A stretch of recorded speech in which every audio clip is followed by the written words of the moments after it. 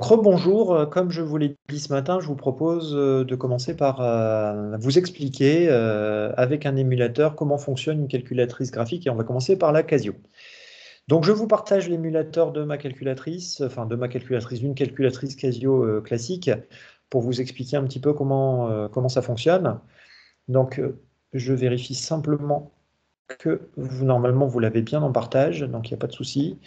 Donc voilà. Donc vous regardez en fait dans une calculatrice, si je reviens au menu, donc vous avez la touche menu ici, vous avez donc un menu dans lequel vous avez un certain nombre de possibilités, hein. On verra dans le chapitre 7 comment on utilise le menu stat. Là pour l'instant ce qu'on veut utiliser c'est le menu table et le menu graphe. Donc on va commencer par le menu table, le menu 7. Donc pour l'obtenir, il suffit de taper, soit vous déplacez avec le curseur, vous appuyez sur exe, ou vous sélectionnez donc ici le menu 7, voilà, que j'ai ici.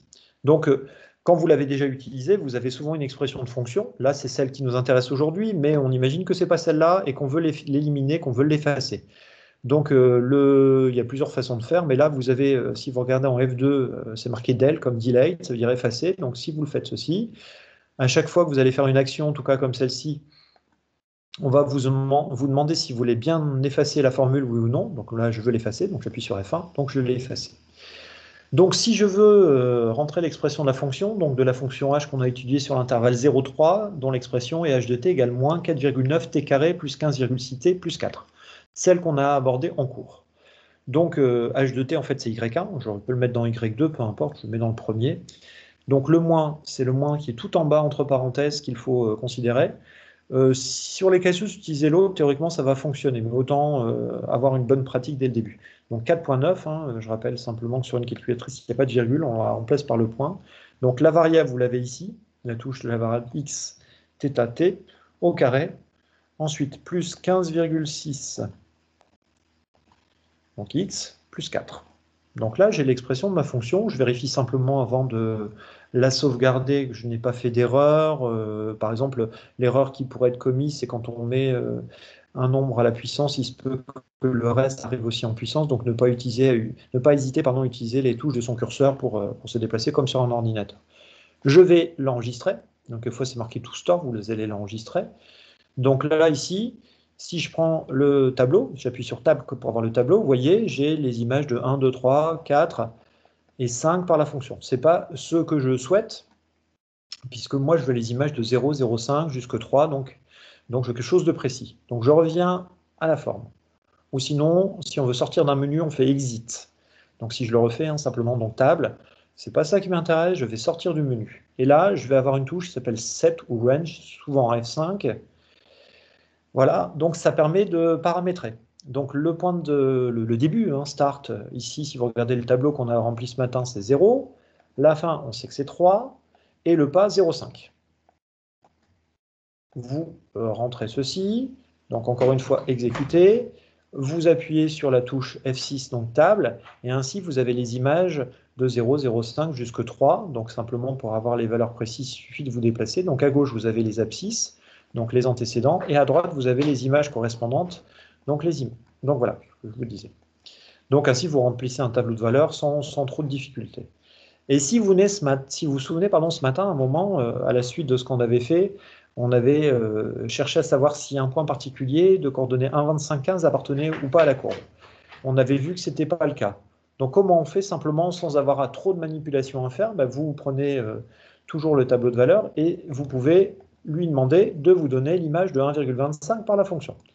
Vous trouvez, d'après ce qui est donné ici, 15, donc 843,75. Donc là, simplement, si vous voulez avoir la valeur précise, vous déplacez sur la valeur et là, vous avez un affichage. Alors, pas tous les chiffres après la virgule, pas forcément, puisque quelquefois, vous pouvez en avoir une infinité, ce qui n'est pas le cas ici.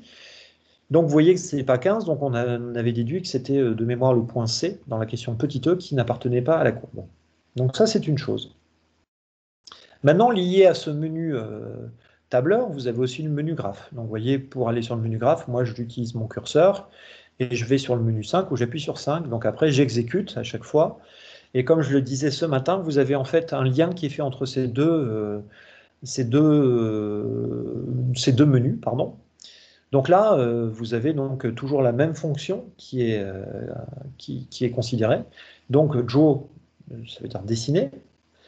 Donc si je dessine, vous voyez, il y a une petite erreur. Alors tout à l'heure, j'avais exactement le même problème. Donc on va simplement régler le souci. Donc si on efface l'expression de la fonction qu'on la retape, parce que tout à l'heure j'ai dû faire ceci pour que ça fonctionne mieux. Je ne saurais pas vous expliquer pourquoi. Un mystère un petit peu de l'informatique et des calculatrices, quelquefois, qui fonctionnent moins bien. Mais tout à l'heure j'ai réessayé, ça a très bien fonctionné. Voilà, donc j'exécute. Si je trace, voilà. Alors, pourquoi maintenant elle se trace, je ne saurais pas vous dire. Donc vous avez un tracé, mais qui ne correspond pas du tout à ce que vous souhaitez. Si vous regardez votre tableau de valeurs, tout à l'heure, on a vu que les valeurs en abscisse variaient entre 0 et 3, et en ordonnée, elles variaient à peu près entre 4 et 16, 17.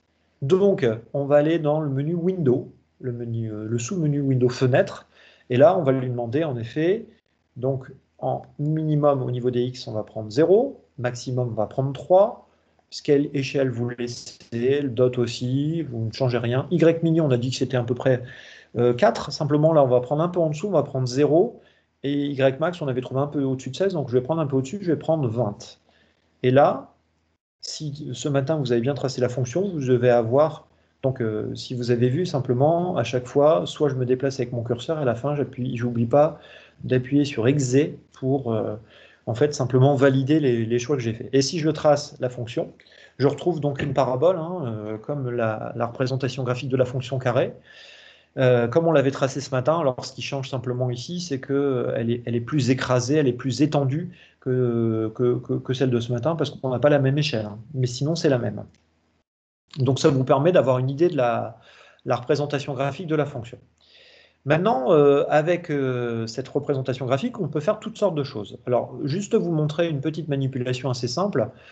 Vous avez un menu, vous voyez, au-dessus de la touche F5, c'est marqué Gsolve. Gsolve, ça veut dire solve. To solve, c'est résoudre. Et donc, c'est des résolutions graphiques. Donc, si je prends cette fonction, on peut avoir les racines. Alors là, sur cet intervalle-là, il n'y en a pas, mais si on change un petit peu, je vous montrerai, et ce n'est pas au programme pour le moment, donc ce n'est pas la peine. Là, on voit très bien que la courbe, elle a un maximum. Elle pourrait avoir un minimum, mais là, elle a un maximum. Donc en fait, je vous montre simplement, vous avez d'autres menus, hein. Ici, c'est pour connaître les points d'intersection avec les axes, avec deux courbes, entre une courbe et une droite. Enfin, vous avez toutes sortes de possibilités. Calculer Y quand on connaît X, calculer X quand on connaît Y, et ça c'est pour calculer une aire, donc une intégrale, ça vous le verrez en terminale. Donc si je reviens juste sur une petite manipulation, je veux connaître les coordonnées du maximum de ma fonction, donc j'appuie sur max, vous voyez, et là tout de suite, la calculatrice, on va dire de façon très automatique, va se déplacer sur le point au maximum, donc le point entre guillemets le plus haut, et on s'aperçoit que ces coordonnées, à peu de choses près, on est à peu près à 59, donc vous voyez, c'est pas précis. Au niveau de l'abscisse et au niveau de l'ordonnée, on est à 16,41. Voilà, donc ça peut être une information qui peut être intéressante si on imagine que la courbe représente, je sais pas, l'évolution d'un bénéfice en économie, enfin bon, ou simplement, là ici on avait la courbe qu'on a tracée, c'était l'expression de la hauteur d'un homme canon en fonction du temps. Donc on s'aperçoit qu'il est à la hauteur maximale au bout de 1,6 secondes environ, et qu'il atteint une hauteur de 16,40 mètres. Voilà, ça vous donne des indications. Donc je vais arrêter là l'enregistrement et je vous propose dans quelques minutes un enregistrement pour la TI. Voilà. Ben, écoutez, j'espère qu'au moins ce sera profitable et que ça vous permettra de mieux comprendre.